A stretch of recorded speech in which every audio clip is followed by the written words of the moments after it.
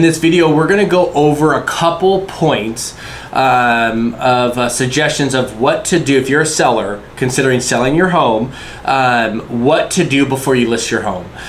So I have this conversation with all of my sellers before we put it on the market, before we start taking pictures and having open houses and showings. There's going to be several things that I would recommend a seller to do before they go to market and we start having people come in and seeing the property.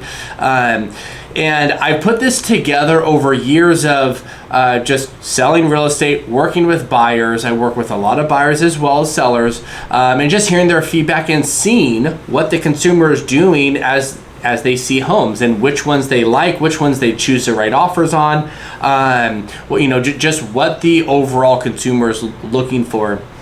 And so what I would suggest, and actually before I get into the list, I often find it fascinating that I normally have a little bit of pushback from sellers of doing stuff to their house and getting it kind of ready for market than I would think should be, because I see more people do more to their car to sell their car. You know, if you're going to go sell your car and sell it privately or take it to the dealership and sell it, what are you going to do? Wash it, wax it, vacuum, make sure it smells good, it looks good inside, tires are either replaced or shined up. You're going to put your best foot forward.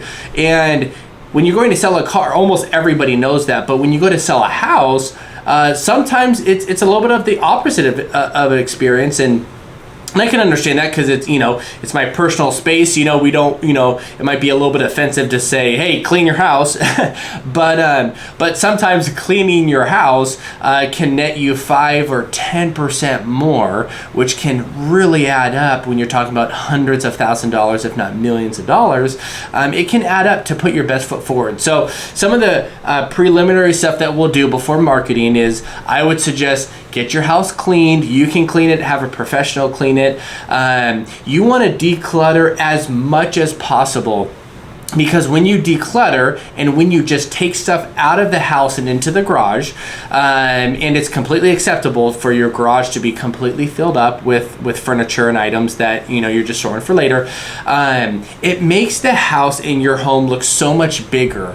I know when my wife and I recently sold our property about 6 months ago, and it was a small townhome. It was 1,300 square feet, and the downstairs it felt so much smaller than 1,300 square feet. But what we did right before we put it on the market is we started taking some just extra furniture that we didn't really need there. So we took the ottomans, some of the coffee tables, everything off the counter in the kitchen, so it was just like perfectly clean of just nothing, and several other things around the house. And I swear it felt a couple hundred square feet bigger. And when you're only talking about 1,300 square feet, a couple hundred square feet goes a very long way. And could you imagine what that would look like over 2, 3, 4, 5,000 square feet if you did that? It can make it look so much bigger, and that's what you want. You want the consumer to walk in, see that there's plenty of space, it's open. So declutter, put stuff in the garage, smells. If you have dogs, if you have cats or any animals, I would do whatever you could to make sure that it doesn't smell like that. If you have kids, make sure it doesn't smell like kids.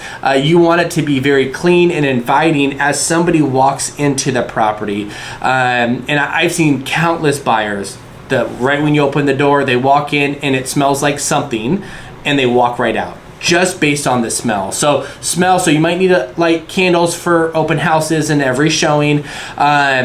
And like I said, the garage is completely fine to be covered in, just storage. That's acceptable. I don't see too much negative feedback for that. Buyers actually prefer that the garage be cluttered than the house. So definitely be okay with that. Like I said, with the kitchen countertops, put, the toasters, everything that you really don't need out there for the showings and open houses and pictures, take those off, put them in the garage, and then in the evening, bring them back.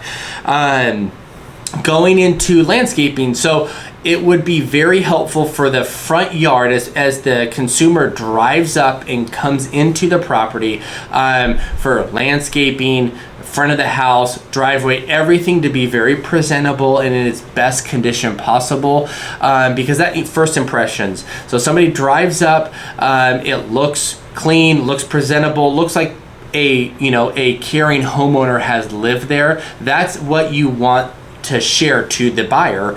And I've driven by many properties where the buyers, I'm not even going to go inside the property. That actually happens quite a bit, more often than you think. So front landscaping, you don't need to spend tens of thousands of dollars on the front, but spend a little bit of money, or you do it yourself, put a little bit of effort in the front landscaping. If you have kids like I do, and you have toys everywhere, for the first several weeks as we're hunting for a buyer and on the market and doing marketing and advertising, all the toys go in the garage but one bucket. And so you tell your kids you have one bucket, and in the evening times, when it's playtime, they can have one bucket, and then that goes into the garage. So all the toys and everything is away. Again, we want the open and inviting feeling. And for some properties, you might need to consider touch-up paint or repainting. If you have really dark paint color throughout the whole house, it can feel dark, dungy, and smaller. And so it could be worth repainting or touch-up paint inside the property. If you have carpet and you have pets and it might smell like that pet, you might need to consider replacing that carpet.